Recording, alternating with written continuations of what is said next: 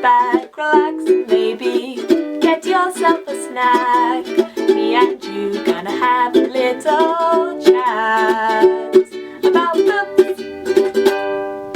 Hey guys, so I am here today to do a SPFBO review for one of the finalists for 2020, and the finalist I'm going to be talking about today is Shadow of a Dead God.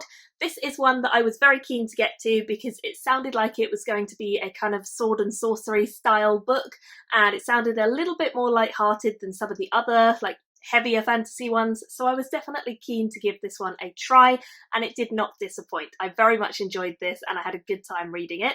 I would kind of class this as a fast-paced mystery kind of fantasy read. We are following a couple of characters, but the main one is Nick, and he is a wizard. There is a lot of magic and a lot of chaos right from the beginning of this book, and it feels like it is very easy to get into. It doesn't feel difficult at all. It just feels like you're thrown into a familiar kind of world with all sorts of new mayhem being thrown at it. The main character, Nick, is quite a sarcastic main character. He's fairly down on his luck, a little bit kind of hard around the edges, I suppose, but once you get to know him, he becomes quite a likeable character. And of course, he does get mixed up in some pretty terrifying circumstances. There are all sorts of kind of magical, supernatural elements in this. We have ghosts, we have demons, and we have a plot at the centre of all of it to do with Nick himself and someone trying to frame him. There's a whole lot of magic and murder in this book.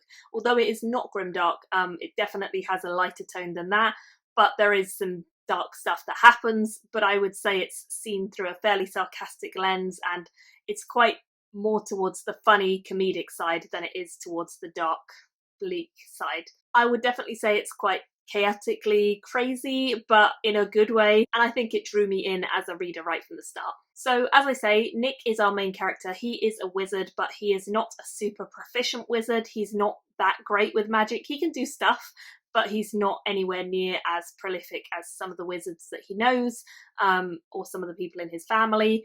So he's kind of reminiscent, I think, of Rincewind from Discworld. If you've read that by Terry Pratchett, then you'll know what I mean. It's a similar kind of vibe to Rincewind. He's living a pretty crappy life, to be honest, when we meet up with him.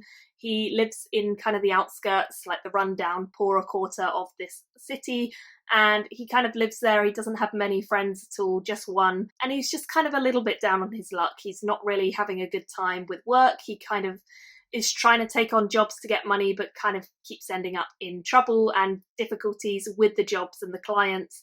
And he's not really making a great way for himself, much as he would like to be. His best friend is called Benny, and Benny is a thief who lives not that far from him, and they're really thick as thieves, have been for their whole lives. But when Benny calls him in on a job that Benny is trying to do, Nick gets mixed up in a lot of trouble and things get pretty messy very quickly. So I think for me the most interesting, fun bit of the characters was the sarcasm, and that definitely feels like it's a maintained thing throughout the plot.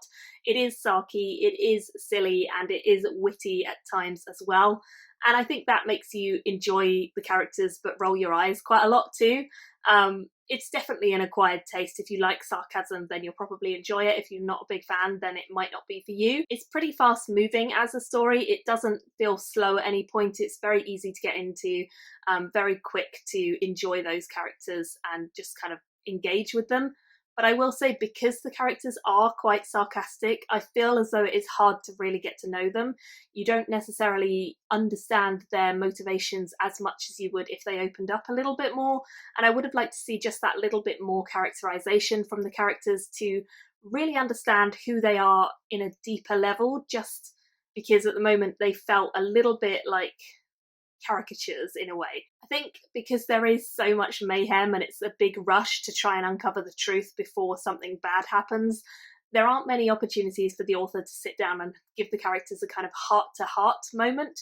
So it felt as though there wasn't really that moment that you could sort of point to and, you know, just enjoy getting to know the characters. So I would have liked to see that. In the end, I gave this a really solid 3.5 out of 5, which equates to 7 out of 10 for SPFBO. And I definitely think this is a story that a lot of people would enjoy and a lot of people would get some fun out of, especially if you do like the sarcasm and you do like a fast-paced kind of sword and sorcery style mystery book. this has got all of those elements. So I would definitely recommend it for those kinds of readers.